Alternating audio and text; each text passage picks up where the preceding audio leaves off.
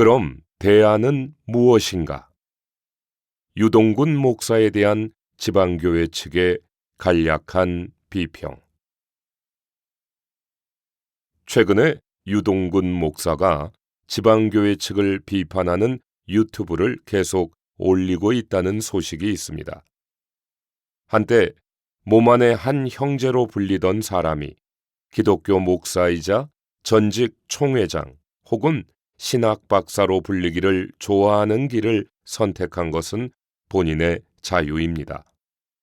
그러나 성경은 우리가 어떤 길을 가든 모두 장차 그리스도의 심판대 앞에 설 것이고 자신의 말과 행위에 대해 그날에 낱낱이 진술하고 대갚음을 받게 될 것을 경고합니다. 먼저 이 글은 이러한 비달에 쓰였음을 밝힙니다. 유동근 목사는 해당 유튜브에서 기독교를 거쳐서 소위 세대주의 계열에 몸담았다가 나왔거나 나오려는 이들에게 대안을 제시했습니다. 그런데 그 대안이라는 것의 핵심 내용 중에 모호하거나 사실 왜곡이 있는 몇 가지를 지적하고자 합니다. 그러나 참된 것을 알아서 서로 조율하는 교제의 차원에서 그리할 것입니다.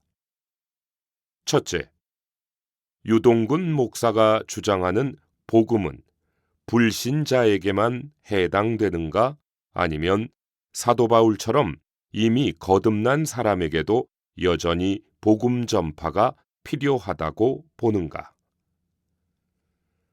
만일 전자라면 유 목사가 전하는 복음은 사도 바울이 전한 복음과는 다른 복음입니다.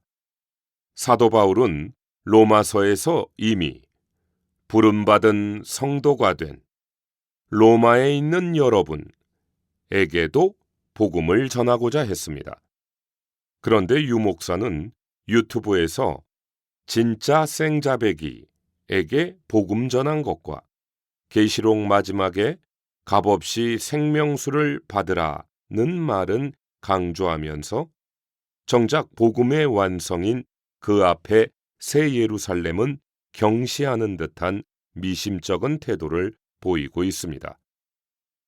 만일 후자라면 유 목사가 전한 복음의 내용에 주님의 몸인 교회와 교회의 완성인 새 예루살렘이 포함되는지를 솔직히 밝혀야 할 것입니다. 복음은 하나님의 아들에 관한 것입니다. 그러나 만일 그분의 몸의 머리이신 방면만 전하고 그분의 몸인 교회인 방면을 뺀다면 반쪽 복음일 뿐입니다. 유 목사 말처럼 로마서 전체가 복음이므로 이 복음 안에는 당연히 마다들과 같은 형상을 이룸과 몸의 건축 등이 포함되어야 합니다. 유 목사는 대안으로 1. 복음 전파 2. 다름질 3. 선한 싸움을 말했습니다. 그러나 시간의 거의 대부분을 할애하여 소개한 복음의 개념과 대상이 모호하고 불충분합니다. 둘째, 이겨서 상을 얻으려고 다름질하는 것이 단지 더 많은 불신자에게 열심히 복음 전하는 것인가? 아니면 사도 바울이 빌립보서 3장 7절부터 12절을 배경으로 14절에서 말한 그 상을 얻는 것인가? 만일 전자라면 유 목사는 사도 바울이 가르친 상의 개념을 충분히 소화하지 못한 것일 수 있습니다. 바울이 말한 상은 타인을 향한 복음 전파보다는 우리 존재의 내면에서 옛 창조가 재해지고 새 창조물이 되어가는 뛰어난 부활 과정의 결과입니다. 이런 맥락에서 볼 때 그 상 혹은 표대는 그리스도를 가장 충만히 누리고 얻는 것입니다. 따라서 사도 바울은 남들에게 전파하면서 자신이 시험을 견디지 못할 수 있음을 경고합니다. 우리는 이 말의 의미를 곰곰이 묵상해 볼 필요가 있습니다. 셋째, 한 사역을 단독 사도를 주장하는 것이라고 함부로 단정하는 것은 심각한 사실 왜곡이자 악의적인 거짓말이다. 지방교회 측이 말하는 한 사역은 사도들의 가르침 혹은 바울이 말한 이 사역입니다. 따라서 특정인이 주님 품에 가더라도 한 사역은 계속됩니다.